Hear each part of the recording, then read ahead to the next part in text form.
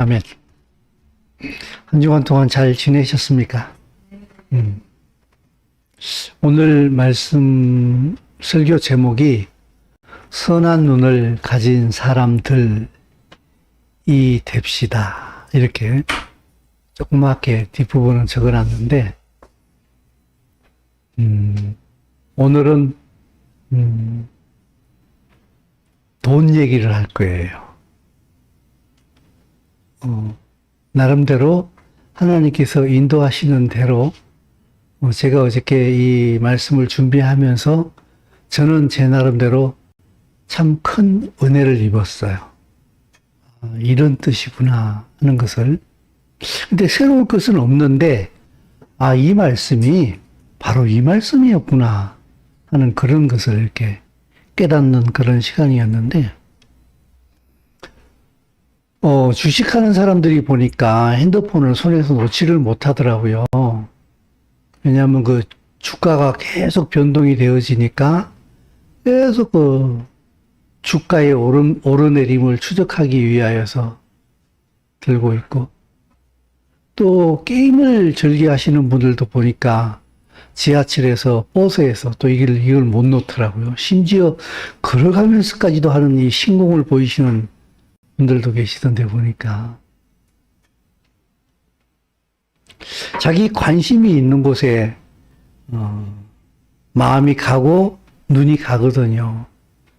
오늘 아침에 교회 오는데 이렇게 차를 타고 오다 보니까 신호등에 걸려서 있는데 제 옆에 차선에 할리 데이비슨 오토바이를 타고 가는 사람이 이렇게 하고 있더라고요. 근데 제가 이렇게 다 봤더니 제 눈에는 뭐가 들어왔는 줄 아십니까, 여러분? 그 오토바이 타고 있는 사람의 장갑이 눈에 들어왔어요. 장갑이 너무 멋있어 보이는 거야. 이 손등이 뼈도 보호할 수 있도록 이렇게 돼 있고, 야, 저거 MTV 탈 때 딱인데? 집에 가서 검색을 한번 해봐야 되겠다. 자기 관심 분야가 먼저 이렇게 눈에 보일 수밖에 없는 것 같아요.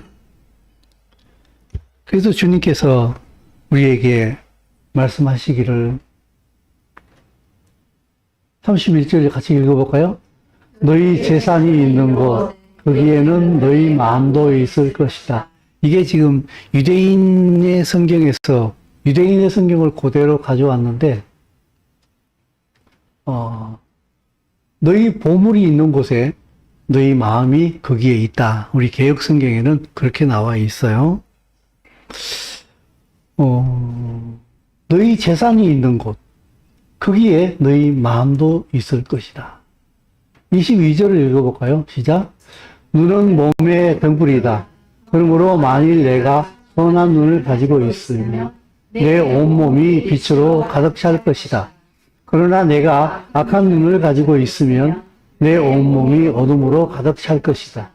그러므로 내 안에 어두워 있으면 그 어둠이 얼마나 짙어지겠느냐. 예, 됐습니다. 여기에 보게 되면요. 눈은 몸의 등불이다. 그러므로 만일 내가 선한 눈을 가지고 있으면, 즉 관대하면 이렇게 했는데, 우리 개역 성경에는 보게 되면은 네 눈이 성하면 이렇게 했어요. 네 눈이 올바른 시력을 가지고 있다고 한다면은, 분별하는 눈을 가지고 있다면은 그런 뜻인데, 유대인의 성경에서는 선한 눈을 가지고 있으면, 그걸 갖다가 이 유대인의 성경에서는 주까지 달아놨어요. 그 선한 눈이 무엇인가 하게 되면은 관대하면은 네 온몸이 빛으로 가득 찰 것이다. 그러나 네가 악한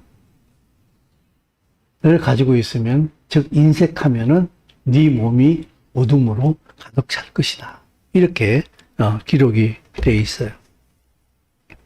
그러면서 이 말씀에 결론을 지을 때 보게 되면 24절을 같이 읽습니다. 누구도 두 주인의 노예가 될 수는 없다. 왜냐하면 그가 첫째를 미워하고 둘째를 사랑할 것이기 때문이다. 또는 둘째를 경멸하고 첫째에게 충성할 것이기 때문이다.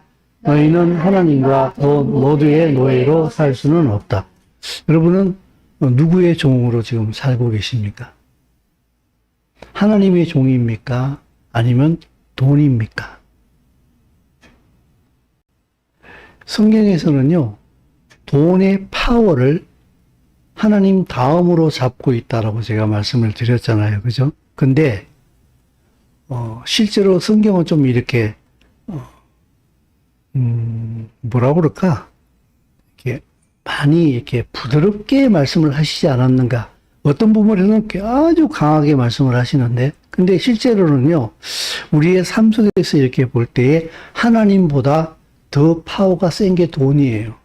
왜냐하면은 우리가 하나님께 기도하는 거 보게 되면은 하나님께 돈 달라고 기도하거든요. 그러니까 하나님이 필요한 게 아니라 돈이 필요한 거예요.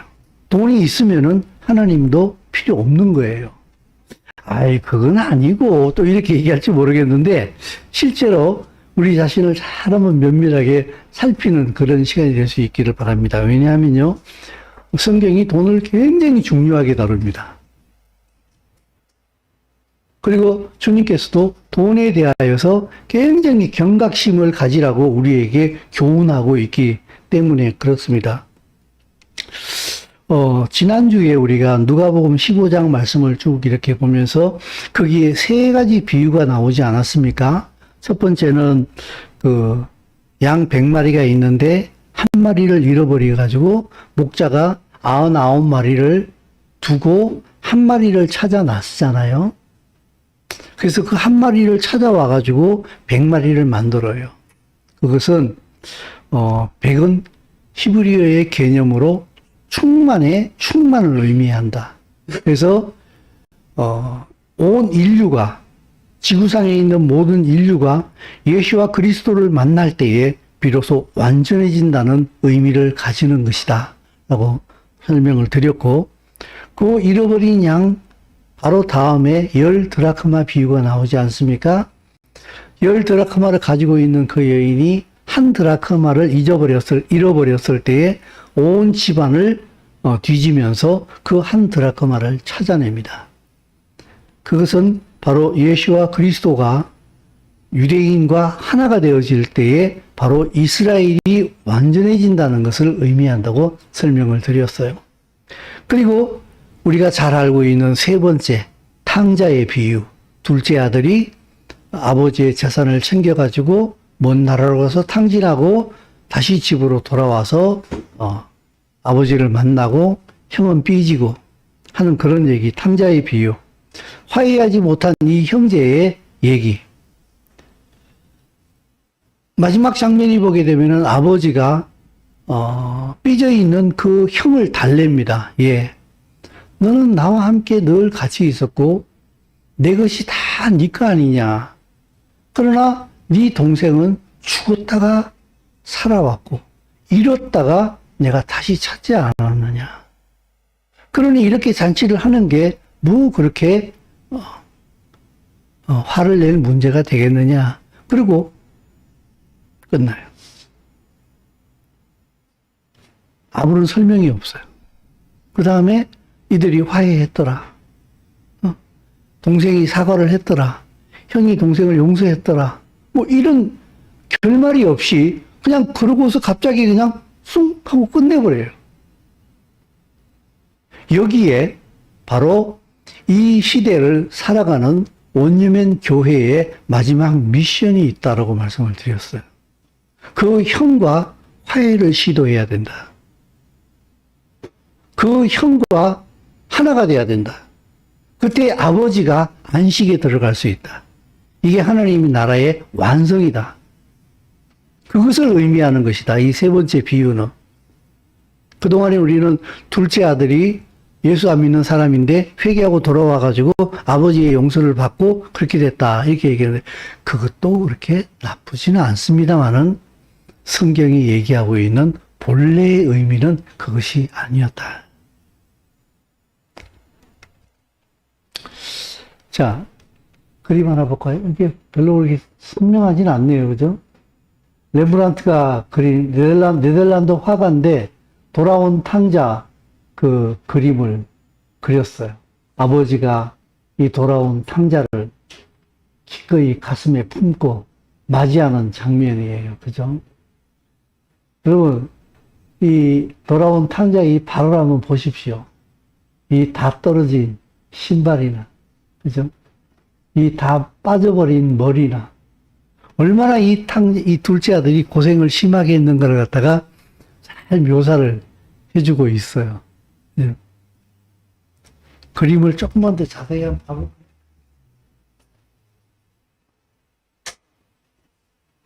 잘 보이죠? 이렇게 하면은 제 모습은 안 보이죠? 꺼놓고 할까 싶어서. 예. 그죠? 이 신발 한번 봐보십시오. 이 둘째 아들이 얼마나 요새로 치게 되면 얼마나 개고생을 하고 돌아왔는지. 근데 여기 참 재밌는 게 뭔가 하면요. 이 아버지의 손을 여러분 보시겠습니까? 이 두 손이 다르지요. 생김새가 다르지요. 요거는 어머니 손이에요. 손이 조금 작지요. 옆에 손이 더 크지요. 그죠? 이게 아버지 손이에요. 참 이 렘브란트가 섬세하게 표현을 하지 않았는가 하는 생각이 드는데, 이게 형이에요. 옆에 서 있는. 근데 여러분, 형의 얼굴을 보십시오. 눈동자를 한번 보십시오. 동생이 돌아온 것에 대한 기쁨이 있습니까? 완전 지금 째려보고 있습니다. 왜 온 거야? 왜 온 거야 도대체? 이 형이 무슨 생각을 하고 있는지 우리가 여러 가지로 생각할 수 있겠습니다만은, 이 눈빛 하나에 이 형의 참 많은 마음을 우리는 읽을 수가 있는 것 같아요. 다시 불 켤게요. 아, 소연이가 거기 있었구나. 고마워요.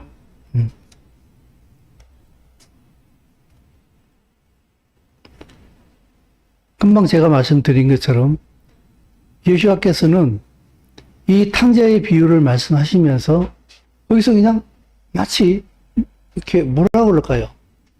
뭔가 완성시키는 것이 아니라 쭉 가다가 갑자기 얘기를 숭퉁 무를 잘라듯이 그냥 숭퉁 잘라버렸어요. 결말을 맺지 않고 그냥 그대로 끝내버렸다고요. 이게 예전에는 안 보였어요. 전혀 안 보였어요. 그랬는데 이스라엘이 우리에게 어떤 의미를 가지는가를 알고 나면서부터는 이게 보였어요. 아, 미신이구나. 이 시대의 온유맨 교회, 예수를 예슈아라고 부르는, 유대인을 나의 형제라고 부르는 이 마지막 온유맨 교회에게 남겨진 미션이 바로 이 장자인 이스라엘과 화해를 시도해야 되는 미션이 바로 우리에게 있구나. 그때는 몰랐어요. 이 성경이 기록되어질 당시에도 몰랐어요. 전혀. 이건 마치 이와 같은 거예요. 룻기가 기록이 되어질 때에 이방 여인 룻이 자기 시어머니 나오미를 따라가지고 모압에서 남편 죽고 시아버지 죽고 다 죽은 다음에 이 과부된 시어머니 나오미와 함께 이스라엘 땅으로 돌아와서 보아스와 결혼을 해가지고 그 가문의 대를 이어가는 이것이, 우리는 예전에 몰랐을 때에는 이건 가정의 달 5월 달에 어머니한테 잘하세요, 아버지한테 잘하세요, 룻처럼 하는 거예요. 이렇게 설교의 주제가 되었는데 알고 봤더니 이것은 그런 의미가 아니었다는 거예요. 그 얘기도 참 나쁜 얘기는 아니에요. 좋은 얘기예요. 좋은 얘기인데 성경이 말하고 싶은 것은 무엇인가 하게 되면은 바로 나오미의 끊어진 이 대를 누가 이어주는가 하게 되면은 이방 여인 룻이 오히려 그 대를 이어간다는 거예요. 보아스를 통해서 다윗이 태어나고 그 가문을 이어서 예수와 그리스도가 태어나잖아요. 그죠? 그래서 이방 교회가 이스라엘 교회를 세운다라고 하는 아주 깊은 의미가 여기에 숨어 있거든요. 이때는 알지 못했어요. 근데 이스라엘을 알고 나니까 그게 다 풀리는 거예요. 자, 이제 여러분 잘 알고 계시는 대로 누가복음 15장을 조금만 더 자세하게 살펴보도록 할 텐데, 지난주에 우리가 이제 누가복음 15장을 봤으니까, 다시 여러분 누가복음 15장 다 아시죠? 둘째 아들, 그죠? 모릅니까? 다시 한번 설명해 드릴까요? 다 아시죠? 다시 설명하지 않아도 아시죠? 큰아들이 지금 삐진 내용이에요. 자, 같이 읽습니다. 아버지께 대답하여 이르되 내가 여러 해 아버지를 섬겨 명이 어김이 없거늘 내게는 염소 새끼라도 주어 나와 내 것으로 즐기게 하신 일이 없더니 아버지의 살림을 창녀들과 함께 삼켜버린 이 아들이 돌아오매 이를 위하여 살찐 송아지를 잡으셨나이다. 아버지가 이르되 예 너는 항상 나와 함께 있으니 내 것이 다 내 것이로되 그랬어요. 여러분 유대인들이 불문율이 있는데 상속의 문제예요. 아버지 살아 생전에 상속을 합니다. 근데 그거는 형이 아버지 재산의 3분의 2를 가지고 동생이 3분의 1을 가집니다. 둘이 분배를 할 경우에는. 그리고 그렇게 딱 정해 놓습니다. 그리고 그것이 언제 분배가 이루어지는가 하게 되면은 아버지 사후에 유언에 따라서 그것이 분배가 이루어집니다. 그러니까 지금 현재 아버지가 안 돌아가셨잖아요. 그죠? 안 돌아가셨는데 둘째는 아버지 죽으면은 나한테 돌아올 재산 어차피 돌아올 거니까 미리 주세요. 라고 땡겨서 갑을 해서 가지고 간 거예요. 이건 이스라엘의 개념으로 볼 때는 정말 호로자식인 거예요. 아버지 빨리 죽으세요라는 얘기랑 똑같은 거예요. 그러니까 그렇게 아우가 행동했을 때에 형이 마음에 큰 상처를 많이 받았겠죠. 그죠? 그게 단순히 돈 문제는 아니에요. 재산 문제만은 틀림없이 아닌 것 같아요. 근데 재산 문제가 굉장히 크게 걸려 있어요. 왜냐하면 동생이 돌아왔을 때 형이 하는 말을 들어보세요. 내게는 염소 새끼라도 한 마리 안 주시더니 열심히 일했는데 내게는 염소 새끼 한 마리도 안 주시더니 이 말은 무슨 말이에요? 보너스 1도 안 주시더니 수고한다고 뭐 요만큼은 안 주시더니 아버지의 살림을 창녀들과 함께 삼켜버린 이 아들, 요 말 속에 형의 지금 마인드가 들어가 있는 거예요. 돈, 재산 다 탕진했잖아요.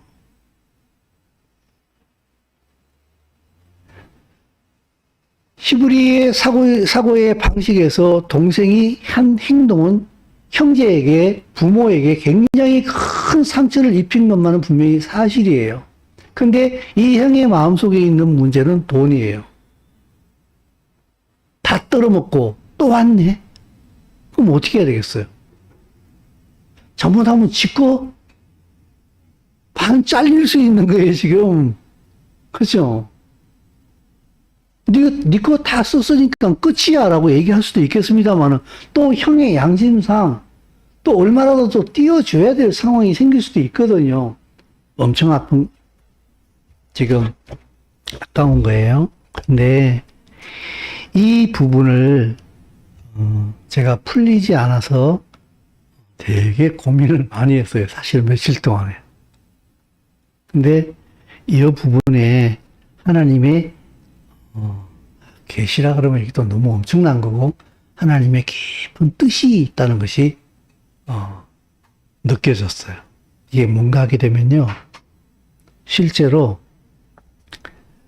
이 동생이 이방교회잖아요. 그죠? 형이 유대인이잖아요. 그죠? 근데 이 둘의 문제가 뭘로 풀릴 수 있는 줄 아십니까, 여러분? 제 눈에는 예수와께서 이렇게 말씀하시는 것 같아요. 돈으로 풀릴 수 있다. 이 말은요, 여러분 오해하지 말고 잘 들으세요. 돈 갖다 주면 문제가 해결된다. 이 말이 아니에요. 이 말이 아니라 이스라엘과 이방 교회의 화해의 시도는 무엇으로 시작할 수 있는가 이걸 얘기하는 거예요. 그게 그들을 헌금으로, 돈으로 도와주기 시작을 할 때에 그들의 마음이 열린다는 거예요. 돈이 목적은 아니에요. 근데 이 화해를 시도할 때에 이것을 문을 열어줄 수 있는 게 돈이 된다는 거예요. 이게 계시예요. 지금 형이 돈에 걸려 있다는 거예요. 돈 갖다 주면 풀린다는 얘기는 아니에요. 돈 이상의 상처를 지금 받고 있으니까. 근데 그 형의 문을 어떻게 열어줄 수 있는가 하게 되면은 이방 교회가 그 형을 위하여서 돈을 쓸 때에 형의 마음이 열릴 수 있다는 거예요. 실제로 기독교 2000년 동안에 이방 교회는 엄청난 물질적인 부를 축적했어요. 이방 교회는 지금 엄청난 부자가 됐어요. 그러나 이스라엘은 어떻습니까? 이스라엘에 있는 원주민들은 어떻습니까? 이스라엘에서 예수를 예수아로 믿으면은 사회적으로 엄청난 불이익을 받습니다. 그들은 지금도 고난 가운데 있고 굉장히 가난한 삶을 살아가고 있습니다. 사도 바울도 보게 되면은 예루살렘 교회의 성도들을 위하여서 이방 교회 마게도니아 교회에서 헌금을 거두어 가지고 그 예루살렘 교회에다가 갖다 줍니다. 그래서 따뜻한 형제의 우애를 나누는 모습을 보게 됩니다. 이것은 단순히 돈을 얘기하는 것이 아닙니다. 그동안 이방인 교회가 이스라엘과 유대인에게 저지른 죄를 회개하고 화해하려는 진심 어린 마음의 표시가 이것으로 시도될 수 있다는 얘기입니다. 실제로 여러분, 우리가 마음을 가지지 않고 관심을 가지지 않아서 그러지 기독교 2000년의 역사는 유대인들을 잡아먹는 역사였습니다. 실제입니다. 저는 교회사를 쭉 배워오면서도 이스라엘을 몰랐기 때문에 그것이 하나님 앞에 어떤 의미를 가지는 것인지를 저도 파악을 못했어요. 아, 그랬구나. 예수아를 죽일 때 유대인들이 그랬잖아요. 그 죄를 우리와 우리 후손들에게 다 내리라. 지금 말한 대로 됐구만. 심지어 히틀러도 그 얘기를 했습니다. 유대인들을 600만 명을 가스실에서 죽이면서 그들이 그렇게 말을 했다. 그리고 히틀러가 뭐라고 얘기했습니까? 루터에게 물어보라. 루터가 그렇게 말했다. 기독교 2000년의 역사가 유대인을 핍박하는 역사였어요. 이방교회가 핍박하는 역사였어요. 이 기독교회의 역사가 이스라엘에 대해서 전혀 몰랐던 거예요. 근데 아는 사람들이 분명히 있었어요. 그들이 원주민이에요. 근데 그들은 역사의 뒤안길에 거의 실처럼 흘러갔던 것 같아요. 보이지 않았어요. 그래서 얼마 전에 제가 그 연세대학교 어떤 한 분이 그 논문 쓴 걸 제가 쭉 봤어요. 2차 세계대전이 끝난 다음에 유대인 그 연합회에서 카톨릭에 정식으로 항의를 했어요. 왜 히틀러가 유대인을 그렇게 쥐잡듯이 잡아 죽일 때에 왜 교황은 한마디도 하지 않았는가?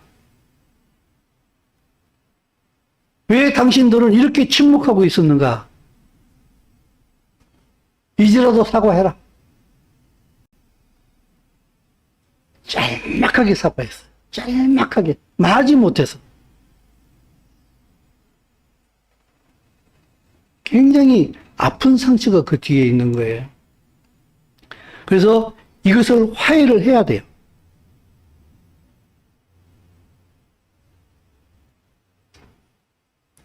도와줘야 된다고. 이게 이방 교회가 지금 해야 할 일이에요. 바로 우리가 해야 할 일이에요. 근데 지금 아직까지도 이스라엘에 대하여서 많은 사람들이 눈이 열리지 않았기 때문에 우리 교회의 부흥, 우리만 잘 먹고 잘 살면 되지. 이스라엘은 또 무슨 일이야? 뭐야? 나 예수 잘 믿고 나 천국 가면 되는 거지. 또 이스라엘은 또 뭐야? 이스라엘에서 1도 관심도 없을 뿐만 아니라 관심이 없는 것은 그래도 애교로 봐줄 만해요. 오히려 거꾸로 교회가 이스라엘을 싫어합니다. 심지어 유대인 싫어하고 이스라엘 싫어하는 교회들 엄청나게 많습니다. 그리스도인도 많고. 이거 엄청난 잘못이에요, 지금 이게. 여러분, 이거 아십니까? 성경은 처음부터 끝까지 다 요한계시록, 창세기부터 요한계시록까지 다 연결이 되어 있는데요. 전부 다 계시를 가지고 있어요. 요셉이 애굽에 팔려가잖아요. 애굽은 세상을 상징하는 거예요. 애굽에 흉년이 들었잖아요. 아니, 흉년이 들기 전이었잖아요. 그죠? 근데 그 바로가 꿈을 꾸잖아요. 그죠? 근데 그게 7년 풍년, 7년 흉년의 꿈이었잖아요. 그죠? 근데 그걸 어떻게 해결합니까? 요셉을 옥에서 풀어주지요. 요셉을 옥에서 풀어주니까 요셉을 통하여서 애굽이 구원을 얻습니다. 그 흉년을 대비해가지고 풍년을 사용합니다. 요셉은 고난의 메시아의 상징입니다. 애굽이 복을 받는다고요. 요셉을 애굽에서 감옥에서 풀어주니까. 여러분 여기 숨겨 있는 이 계시의 뜻을 여러분 아시겠습니까 지금? 예수와를 옥에서 풀어주게 되면요. 이방이 복을 받아요. 그래서 이방이 지금 이렇게 물질적으로 풍요함을 누리고 있는 거예요. 근데 나중에 형들이 요셉이 자기 동생인 줄 알죠. 근데 알기 전에 이제 화해를 시도하잖아요. 그죠? 요셉이 그 쌀을 사러 온 자기 형들 그 쌀자루에다가 은잔을 감춰가지고 계속 누명을 뒤집어 씌우잖아요. 그죠? 그래 결국에는 누가 볼모로 잡히는가 하면은 유다가 볼모로 잡힙니다. 자기 스스로. 베냐민을 데리고 오겠다는 조건으로 자기 유다가 볼모로 잡힙니다. 근데 요셉을 팔 때에 웅덩이에 집어 던져 놓자고 얘기한 게 르우벤이에요.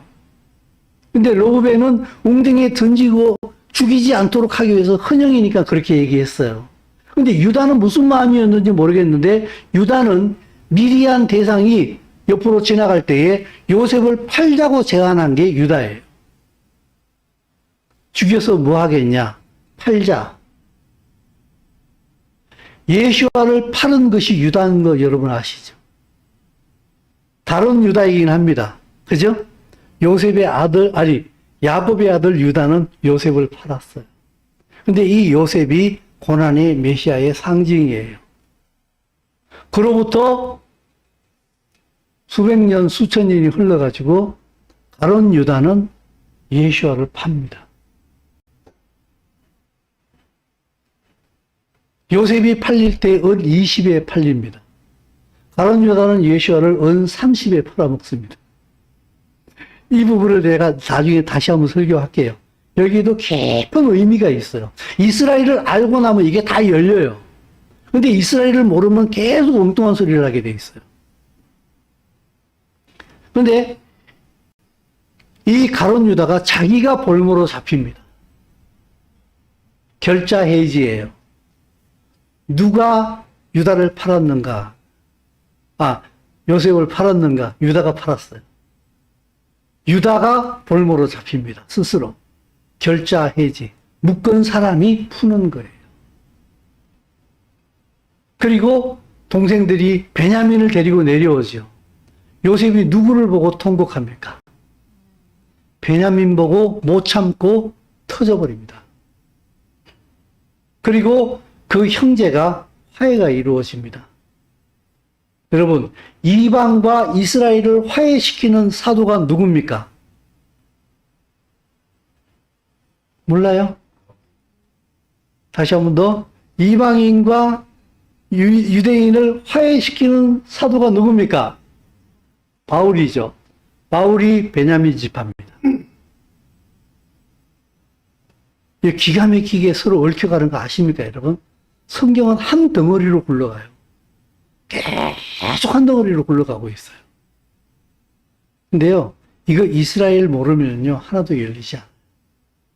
이스라엘 알고 나면요, 이게 다 풀어져요. 성경 하나가 전부 다.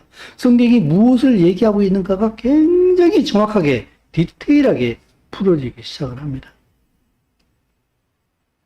자, 얘기가 잠깐 좀 딴 데로 갔는데, 그래서 여러분, 이 이스라엘과 이방인이 서로 화해하게 될 때에 돈이 그들의 마음을 풀어준다. 우리 돈에 대한 교회에서 돈 얘기 자꾸 하게 되면, 헌금 얘기 자꾸 하게 되면 알레르기 반응이 있기 때문에 내 마음에 가시가 딱 돋쳐버리게 되면은 이 말씀의 참 의미를 모르게 돼요. 그래서 겸손하게 들으셔야 돼요. 여러분들은 그래도 참 열심히 신앙생활 하시면서 헌금을 열심히 하고 계신다는 사실을 저는 잘 알고 있어요. 그런 부분에 있어 여러분들에게 참 감사하게 생각해요. 근데 그 헌금이 굉장히 중요하다는 것을 제가 지금 말씀을 드리고 있는 거예요. 그게 하나님 앞에 얼마나 귀한 큰 상금인가를 제가 지금 얘기해 주고 있는 거예요. 그리고 우리의 삶이 어디로 이렇게 초점을 맞추고 가야 하는지를 말씀을 드리고 있는 거예요. 이 이방인 교회와 이 유대인이 서로 하나가 되어지는 데에 이방인 교회가 그들을 위해서 돈을 써야 된다. 본질적으로는 마음을 그들에게 줘야 한다. 이런 말씀인 거예요. 그들의 마음을 어디에다 써서, 그들을 향한 마음을 어디에다 싸서 보내는가 하면은 돈에다 싸서 보내는 거예요. 여러분 보세요. 돈이 얼마나 사람 마음을 따뜻하게 하는지 여러분 잘 체험해 보셨잖아요. 그죠? 여러분 삶 속에서 아시지 않아요? 뜻하지 않게 누가 나에게 50만 원, 100만 원 좀 그 이렇게 금액을 어려울 때에 툭 내밀면 어떻게 돼요? 마음이 참 따뜻해지잖아요. 그죠? 이렇게 얼었던 마음이 눈처럼 이렇게 싹 녹아버리는 거 여러분 느끼지 않아요? 그렇습니다. 그게 돈의 마성이에요. 돈이 올바로 쓰일 때에 돈이 우리에게 주는 축복인 거예요. 그게 이 문제를 풀어내는 게 바로 그 다음 장에 있는 누가복음 17장의 불의한 청지기 비유가 바로 그 얘기를 하고 있는 거예요. 그래서요, 누가복음 16장이랑 누가복음 17장은요, 한꺼번에 쭉 같이 연결되어지는 얘기예요. 온 인류가 하나님 예수와를 통해서 완전해지는 것, 이스라엘이 완전해지는 것, 하나님 나라가 완전해지는 것, 그게 어떻게 완전해지는 줄 알아? 돈을 통해서 완전해지는 거야. 돈 문제가 아니라고 말씀을 드렸어요. 그 돈 안에 쌓여있는 사랑을 통해서 해결되어지는 거야. 그래서 돈을 어떻게 써야 되는 줄 알아? 바로 이렇게 써야 되는 거야. 이걸 얘기하는 거예요. 그래서 불의한 청지기 비유를 예수와께서 말씀하시는 거예요. 같이 읽어보고 조금 깁니다만은 같이 한번 읽어보겠습니다. 또한 제자들에게 이르시되 어떤 부자에게 청지기가 있는데 그가 주인의 소유를 낭비한다는 말이 그 주인에게 들린지라. 주인이 그를 불러 이르되 내가 내게 대하여 들은 이 말이 어찌 되느냐. 내가 보던 일을 세마라. 성무지 직무를 계속하지 못하리니 청지기가 속으로 이르되 주인이 내 직분을 빼앗으니 내가 무엇을 할까? 땅을 파자니 힘이 없고 빌어먹자니 부끄럽구나.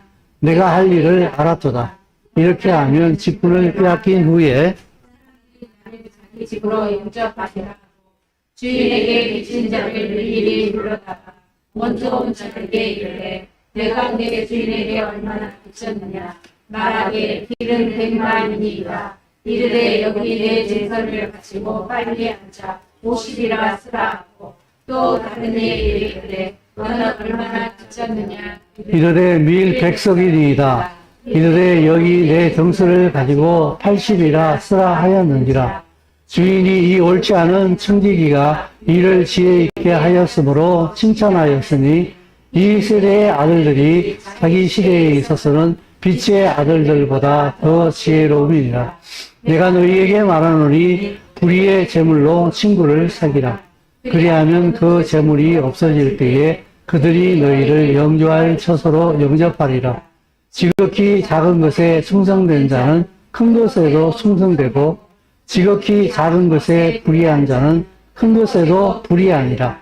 너희가 만일 불의한 재물에도 충성하지 아니하면 누가 참된 것으로 너희에게 맡기겠느냐. 너희가 만일 남의 것에 충성하지 아니하면 누가 너희의 것을 너희에게 주겠느냐. 집 하인이 두 주인을 섬길 수 없나니 혹 이를 미워하고 저를 사랑하거나 혹 이를 중히 여기고 저를 경히 여길 것임이니라. 너희는 하나님과 재물을 겸하여. 아멘. 여기 예수와께서 비유를 드시는데 어떤 부자에게 청지기가 있었는데 이 청지기가 주인의 소유를 부정축제하고 있다는 얘기가 누구에겐가를 통해서 주인에게 들어갔어요. 그래서 주인이 야, 너 장부 가져와. 너 내 돈 떼어먹는다며. 나하고 계산 좀 해보자. 계산하면 어떻게 되겠어요? 떼어먹은 게 다 나오잖아요. 아, 큰일 났다. 이제 나 쫓겨나게 되는데 이 나이에 가서 땅 파지니 힘이 없고 빌어먹자니 쪽팔리는구나. 어떻게 하지? 아, 좋은 방법이 생각났다. 아, 주인에게 나 아직까지 청지기로 있으니까 주인에게 빚진 사람 불러다가 다시 쓰자, 계약서를. 그래서 얼마나 빚졌습니까? 아, 올리브 기름 100마리입니다. 아, 이거 50이라고 쓰십시오. 아, 당신은 얼마나 빚졌습니까? 아, 밀가루 100석입니다. 아, 20석 깎아줄게요. 80석이라고 쓰세요. 그렇게 하고 있어요. 근데 그 얘기를 주인이 들었어요. 웃기는 반응이 나왔어요. 아, 그놈 똑똑하구만. 이게 지금 이 비유의 핵심입니다. 여러분, 부정축제하라는 얘기가 아닙니다. 주인의 돈을 띄어먹어도 좋습니다 하는 그 얘기를 하고 있는 게 아니에요. 저는 지금요. 돈이 어디에 쓰여져야 하는가를 갖다가 성경이 분명히 이야기해 주고 있다 이 얘기예요. 근데 이 8절에 보게 되면은 주인이 이 옳지 않은 청지기가 일을 지혜 있게 하였으므로 칭찬했다 그랬어요. 이 옳지 않은 청지기예요. 주인의 돈을 떼어먹은 청지기인데 이가 쫓겨나가게 되니까 일을 지혜롭게 처리했다고 칭찬하고 있어요. 이 칭찬이 이유가 무엇인가 하게 되면은 자기 주인한테 빚진 자를 일일이 불러다가 얼마나 빚졌느냐 50이라고 써라. 반을 깎아줬어요. 얼마나 빚졌느냐 밀 100석입니다. 80이라고 써라. 20% 깎아줬어요. 누구 거 가지고? 청지기 겁니까? 주인 거죠. 주인은 자기의 돈이 올바로 쓰인 것에 만족한 거예요. 이 돈이 어떻게 쓰여졌어요? 빚진 자를 탕감시켜줬어요. 빚진 자의 짐을 가볍게 해주고 있어요. 그걸 주인은 오히려 돈이 올바로 자기 재산은 날아가고 있는데 그게 돈이 올바로 쓰여지고 있다고 기뻐한 거예요. 그리고 그렇게 한 그 청지기를 칭찬해주고 있는 거예요. 여러분, 돈은 하나님이 지으신 줄로 믿습니까? 돈은 하나님이 지었습니다. 그러므로 돈은 하나님의 나라를 위하여서 쓰여져야 됩니다. 그때 돈의 진가가 나타납니다.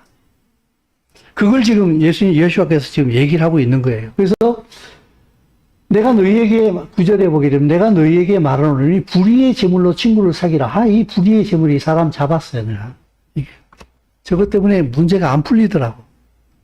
이 과정까지 다 얘기할 수는 없는데 너무 해석이 안 되는 거예요. 이 불의의 재물이니까. 그 유대인의 성경을 봤어요. 그랬더니 여기 보니까 세속의 재물이래요. 세상 재물로 친구를 사귀라. 훨씬 더 해석이 쉬워지기 시작했어요. 그래서 제가 옛날에 신학교 다닐 때에 신약 성경을 갖다가 8개로 번역을 해놓은 A 트랜스레이션 영어 성경이 있었어요. 그걸 뒤져봤어요. 그걸 뒤져봐서 저 부분을 봤더니 8개의 영어 성경을 한꺼번에 다 대조시켜서 번역을 해놨는데 그 중에 4개가 세상 재물로 worldly wealth라 그렇게 번역이 되었어요. 세상의 재물로 친구를 사귀라. 이 말은 무슨 말인가 하게 되면요. 너희에게 주어진 이 세상에 너희가 회사 다니고 직장 다니고 사업하고 남편이 월급을 갖다 주고 하는 그 재물로 친구를 사귀라. 하나님의 뜻에 맞도록 재정을 집행시켜라. 이 얘기예요.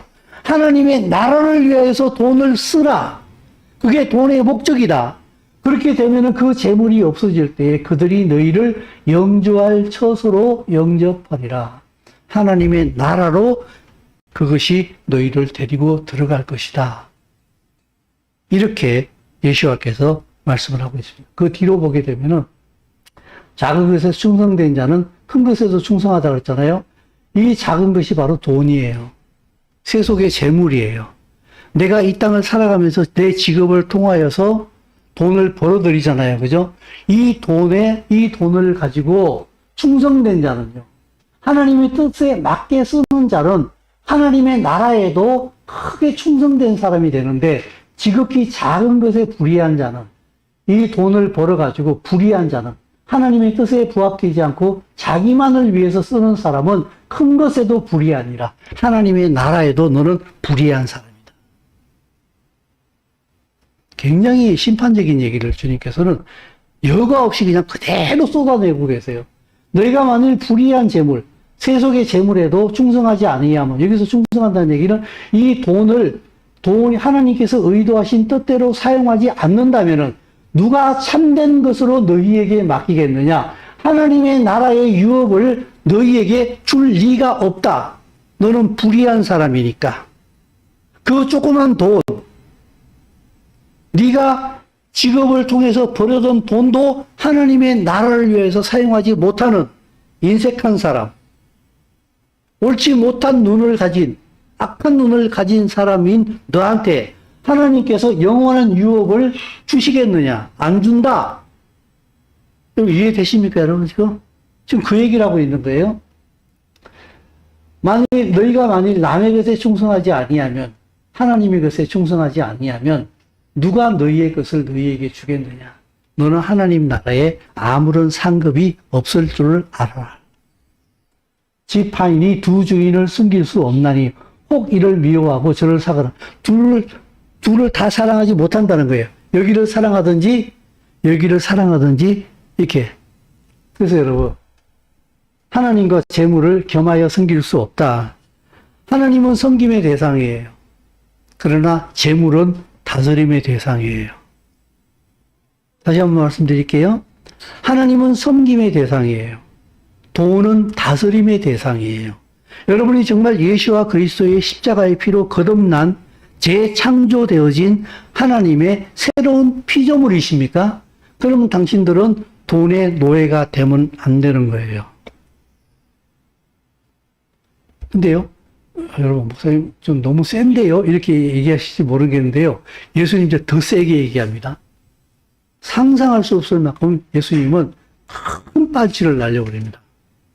돈의 노예되어진 자들에게 엄청난 심판적인 얘기를 주님은 하십니다. 누가복음 16장, 이 말씀 다음이에요. 16장 13절까지 우리가 읽었는데 14절에 보게 되면요. 여러분이 성경을 찾을 수 있으면 빨리 찾아보세요. 누가복음 16장 14절 말씀. 거기에 보게 되면 같이 한번 읽어볼까요? 자, 시작. 바리새인들은 돈을 좋아하는 자들이라 이 모든 것을 듣고 듣고는. 예, 됐습니다. 지금 여러분 계속 누구한테 얘기하고 계신지 아십니까? 돈 좋아하는 바리새인들한테 지금 얘기하고 있는 거예요. 바리새인들은 돈을 좋아하는 자들이라 이 모든 것을 듣고 비웃거늘. 예수님께서 지금 돈에 대해서 쭉 얘기했잖아요. 그죠? 청지기 비유 쭉 얘기했잖아요. 듣고 바리새인들은 알아들었어요. 이게 유대인의 어떤 그런 전통들을 따라 나온 얘기인가 봐요. 그러니까 그들의 풍속이기 때문에 금방 알아들은 거예요. 알아듣고 예수와를 비웃은 거예요. 웃기고 있네. 라고 비웃었어요. 그랬더니 예수와가 이제 결정적인 한 방을 날려버리는 게 바로 그 다음 얘기예요. 그게 바로 우리가 잘 알고 있는 부자와 거지 나사로 비유예요. 이거 돈 얘기예요. 이것이 돈 얘기예요. 저는 이스라엘을 모를 때 착하게 살면은 사람이 착하게 살아야 돼요. 뭐 이 정도쯤으로 생각했는데 굉장히 심판적인 얘기예요. 여호수아께서 바리새인들한테 지금 하고 있는 제자들에게 그리고 바리새인들한테 지금 하고 있는 얘기, 돈을 좋아하는 바리새인들한테 하는 얘기예요. 여러분 이 내용 잘 아시죠? 다시 설명 안 해도 이 너무 잘 아시죠, 그죠? 그러니까 시간 관계상 빨리 그냥 넘어갈게요. 한 부자가 있어 자색 옷과 고운 베옷을 입고 날마다 호화롭게 잔치하며 즐기는데 나사로라 이름하는 한 거지가 헌데 투석이로 그 대문 앞에 버려진 채로 부자의 상에서 떨어지는 그런 음식물로 먹고 살고 개들이 와서 상처를 핥고 있었어요. 근데 거지도 죽고 천사의 품에 받들려 아브라함 품에 들어가고 부자도 죽어 장사되었는데 그가 음부에서 고통 중에 눈을 들어 멀리 아브라함과 그의 품에 있는 나사로를 보게 됩니다. 극강의 대비예요. 맨날 같이 호화롭게 잔치하고 띵까띵까 배 두들기고 장구치고 잘 먹고 잘 살고 걱정이라는 일도 없는 이 부자와 그 대문 앞에서 극강의 대비로 먹을 것이 없어가지고 굶고 있는, 죽을 병에 걸려서 헌대가 난, 개가 와서 상처를 핥고 있는, 유대인들은 개를 혐오하게 생각합니다. 근데 그 개가 와서 이 나사로의 상처를 핥고 있다는 얘기가 이 나사로가 얼마나 비참한 지경에 있는가를 상징해주고 있는 거예요. 근데 이 둘 다 죽었어요. 근데 전혀 다른 장소에 있어요, 지금. 불러 이르되 아버지 아브라함이여 나를 긍휼히 여기사 나사로를 보내어 그 손가락 끝에 물을 찍어 내 혀를 서늘하게 하소서. 이 불꽃 가운데서 괴로워하나이다. 지옥에 있는가 봐요, 지금 보니까. 그죠?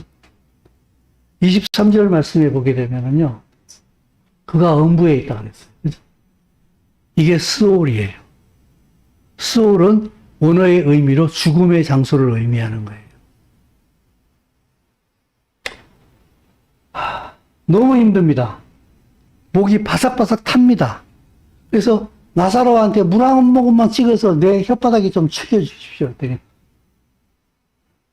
너희와 우리 사이에는 큰 구렁텅이에 놓여 있어서 못 간다 너희한테. 너희들 우리에 올 수도 없다. 아브라함이 이르되 예 너는 살았을 때 좋은 것을 받았고 나사로는 고난을 받았으니 이것을 기억하라. 이제 그는 여기서 위로를 받고 너는 괴로움을 받느니라. 여러분 힘들고 어렵게 살면은 하나님 나라 들어가고 뿔띵까띵까 하면 지옥 떨어진다 이런 얘기가 아니에요.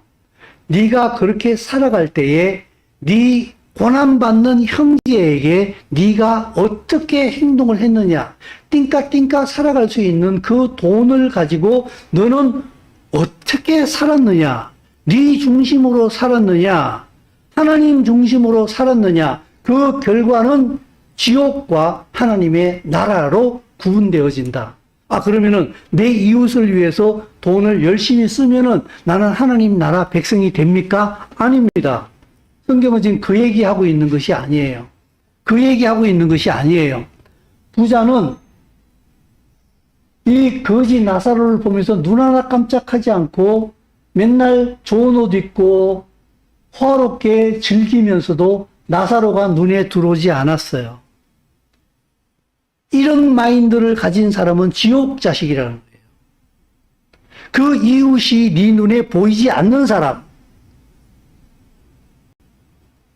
그 이웃의 고난이 네 눈에 보이지 않는 사람, 네 이웃에게 사랑을 베풀고자 하는 마음이 1도 없는 네 자신밖에 없는 너는 나하고 상관없는 사람이야. 그 얘기라는 거예요.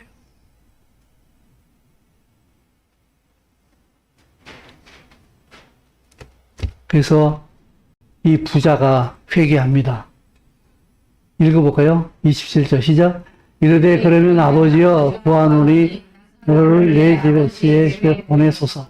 내 형제 5이 있으니 그들에게 증언하여 그들로 이 고통받는 곳에 오지 않게 하소서. 아브라함이 이르되 그들에게 모세와 선지자들이 있으니 그들에게 들을지니라. 이르되 그렇지 아니하나이다. 아버지 아브라함이여 만일 죽은 자에게서 그들에게 가는 자가 있으면 회개하리.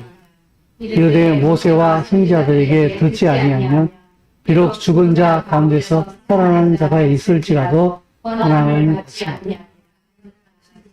아멘. 여러분, 자기가 도저히 이곳에서 예언 씨 그 뒤에 문 좀 영호 씨 그쪽에 문 좀 열어놓으실래요? 조금만 열어놓으세요. 네. 산소 부족 현상이 생기고 자기가 도저히 어떻게 할 수 없다는 게 생겨서 형제 생각이 나는 거예요. 자기 형제들 중에 그렇게 살고 있거든요. 그래서 한 가지 협상안을 제시합니다. 나사로 보내서 지옥이 있다고 좀 가르쳐 주세요. 그렇게 살면 지옥 온다고 좀 가르쳐 주세요. 라고 얘기를 하니까 아브라함이 얘기합니다. 모세와 선지자들이 있으니까 그들한테 들어라. 모세 말로 바꾸면 뭐예요? 목사님이 있고 전사님이 있으니까 그들한테 들어라. 아예 아니죠. 그래도 죽었던 사람이 살아서 돌아가면은 우와 이거 그래서 우리 보게 되면 천국 관정 많잖아요, 그죠? 와 그 사람 얘기하면 아 진짜 천국 있는가 봐 막 이렇게 듣잖아요, 우리 그죠? 죽었다가 살아서 돌아갔으니까 깜짝 놀라고 들을 거 아니겠습니까? 그랬더니 예수님께서 아주 냉정하게 말씀하십니다. 선지자들에게 들어라. 그렇지 않습니다. 죽은 사람이 살아서 돌아가면 회개하겠습니다. 이르되 모세와 선지자들에게 안 들으면은 비록 죽은 자 가운데서 살아나는 자가 있을지라도 권함을 받지 아니하리라. 죽었다가 다시 살아난 사람이 누굽니까? 네? 여기 나사로 같죠? 여기 지금 성경은 예수와를 얘기하는 거예요. 그도 예수야 안 믿어. 이 말은 무슨 말인지 아십니까, 여러분? 미래형으로 얘기를 하고 있어요. 고난을 받지 아니하리라. 미래형으로 얘기를 하고 있어요, 지금요. 이 말은 무슨 말인지 아시겠습니까, 여러분?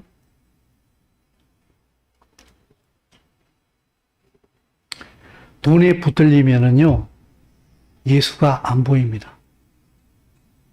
그래서 예수 믿는데 돈에 환장하는 그리스도인이 이 땅에 득실 그리는 거예요. 그래서 자기는 예수를 믿는다라고 생각을 해요.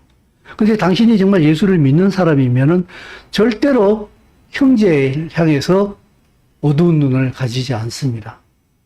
악한 눈을 가지지 않습니다. 인색하지 않습니다.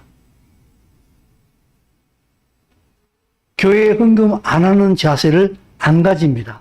가질 수가 없습니다. 그래서 헌금하는 거 보면은 네가 예수를 믿는 사람인지 안 믿는 사람인지 알 수 있다. 그걸 얘기하는 거예요. 그럼 헌금하면은 나 예수 믿는 사람이에요? 그 얘기는 아닙니다. 돈으로 내 신앙을 증명할 수는 없습니다. 그러나 당신이 예수와를 향한 믿음이 있으면은 절대로 하나님 앞에 헌금 생활을 안 하지 않습니다. 무슨 말인지 아시겠습니까? 네. 돈으로 내가 헌금을 하니까 나 예수 믿는 사람이야 라고 이것은 증명이 불가능해요. 그러나 당신이 정말 예수와를 믿는 사람이면은 절대로 형제에게 그리고 주의 몸된 교회를 향해서 인색한 눈을 절대로 가질 수가 없다는 얘기를 합니다. 이 말은 예수께서 얼마나 강한 펀치를 날리는 줄 아십니까? 지금 바리새인들은 지금 하고 있는 얘기예요. 이렇게 얘기하는 거예요. 너희들 돈 좋아하는 너희들 지옥행이야. 이렇게 얘기하는 거예요. 이보다 더 무서운 얘기가 어디 있어요? 그래서 성경에 보게 되면 바리새인들에게 화가 있을지인저 예수께서 막 저주를 퍼붓잖아요. 그죠? 너희들 지옥 가. 이렇게 얘기하시는 거예요. 여러분, 이 말씀을 통해서 우리 자신을 잘 살펴봐야 돼요. 돈을 가지고 내가 어떤 자세를 가지고 있는지, 돈에 대해서 내가 어떤 자세를 가지고 있는지 살펴봐야 됩니다. 내 형제를 향하여서, 내 이웃을 향하여서 인색한 눈을 가지고 나밖에 모르고 돈을 그렇게밖에 쓸 수밖에 없는 사람이라고 한다면은 당신은 바리새인과 다를 바가 하나도 없는 사람이에요. 오히려 주님 앞에 우리를 회개해야 돼요. 돈 중심으로 돌아가고 있는 내 사고방식을 깊이 회개해야 돼요. 그리고 내려놔야 돼요. 삭개오처럼. 4배나 갚겠습니다. 이렇게. 그리고 가치관을 바꿔야 돼요. 주께서 은혜를 주시면은 우리에게 새 길을 열어주시리라고 저는 믿습니다. 사랑하는 성도 여러분, 돈 바로 쓰십시오. 돈 바로 안 쓰면은 당신 맹인 됩니다. 아무것도 못 봅니다. 물론 지금은 제가 이제 돈 헌금에 겹쳐서 제가 이 부분을 얘기하고 있습니다만은 이 부분을 제가 여러분들에게 여러 번 말씀을 드렸던 부분들이에요. 이미 이 장르가 다를 뿐이지 결론은 늘 같긴 했어요. 돈에 매이지 마십시오. 돈에 매이는 이유가 내가 내 자신을 경영하려고 할 때에, 내가 내 인생을 경영하려고 할 때에, 내가 내 자신에게 주인이 될 때에 하나님 대용으로 돈을 붙듭니다. 그러면 당신은 두 주인을 못 섬긴다 그랬죠. 그죠? 그러면 당신은 하나님에 대해서 맹인이 됩니다. 교회 나오는데요. 교회 나오는 맹인입니다. 성경 보는데요. 성경 보는 맹인입니다. 당신은 하나님의 나라에 대해서 아무것도 모르는 사람입니다. 그런 삶을 계속해서 살게 되면 결국에는 바리새인들이 가 있는 곳에 당신도 가 있을 것입니다. 빨리 회개해야 됩니다. 돈은 굉장히 중요합니다. 이건 제 얘기가 아니라 예수님께서 하신 말씀입니다. 그 돈을 통하여서 하나님께서는 그 돈을 선한 눈을 가지고, 관대한 눈을 가지고 형제를 향하여서 이 돈을 쓸 줄 아는 그들의 마음, 그들의 신앙을 통하여서 하나님께서는 하나님의 나라를 완성시켜 나가십니다. 그 일에 우리를 부르셨다는 거예요. 그 일에 우리의 돈을 쓰겠다는 거예요. 근데 돈을 쓰겠다는 얘기는 무슨 말인가 하게 되면 그 돈에 들어있는 네 마음과 네 믿음을 쓰겠다는 거예요. 그러므로 내가 예수와를 향해서 하나님의 나라를 향하여서 믿음을 가지고 있다고 한다면 반드시 당신은 돈을 하나님의 나라를 향하여서 풀 줄 알아야 돼요. 나를 향해서만 쓰면은 당신은 하나님의 나라하고는 아무런 상관이 없다는 사람이라는 것을 당신 스스로 증명하고 있는 거예요. 그게 누가복음 16장과 17장의 한 덩어리로 이어지는 비유의 핵심이에요. 여러분들은 지금 누구를 섬기고 계십니까? 두려움에 빠지면 돈의 포로로 잡힙니다. 진실로 하나님을 신뢰하면 돈을 풀어내기 시작합니다. 사랑으로. 이들이 자유함을 누리게 되고 이들은 하나님의 나라의 한 권속으로 세워질 줄로 믿습니다. 저와 여러분은 꼭 영광의 그 자리에 서 있을 수 있기를 간절히 소원합니다. 아멘. 기도하겠습니다. 주님, 겸손한 마음으로 말씀을 전했습니다. 겸손한 마음으로 듣게 하시고 말씀 안에서 우리 모두가 다 하나 되게 하여 주시어서 선한 눈을 가지고 하나님의 나라를 향하여서 우리에게 주신 재물과 물질들을 풀어낼 줄 아는 참 하나님의 백성들로 살게 하여 주시어서 이 나라의 왕이 오실 때에 그 왕의 나라를 위하여서 함께 살아온 우리들과 함께 유업을 나눌 수 있는 그 잔치 자리에 함께 부끄러움 없이 들어가게 하여 주시옵소서. 아멘. 열심히 주를 향하여 정말 과부의 두랩돈 같은 것을 주님 앞에 드리고 있는 성도들도 있습니다. 축복하여 주시어서 세상이 어렵다 할지라도 그 어려운 가운데에서도 사르밧 과부가 누렸던 것 같은 그 하나님 나라의 풍요로움을 누릴 수 있도록 우리 성도들을 축복하여 주시옵소서. 아멘. 우리 성도들 가운데 혹이라도 인색한 눈을, 어두운 눈을, 악한 눈을 가지고 있는 성도가 있다고 한다면 회개하게 하여 주시어서 속히 주의 나라에 연합하게 하여 주시옵소서. 아멘. 예수님 이름으로 기도드리옵나이다. 아멘. 아멘.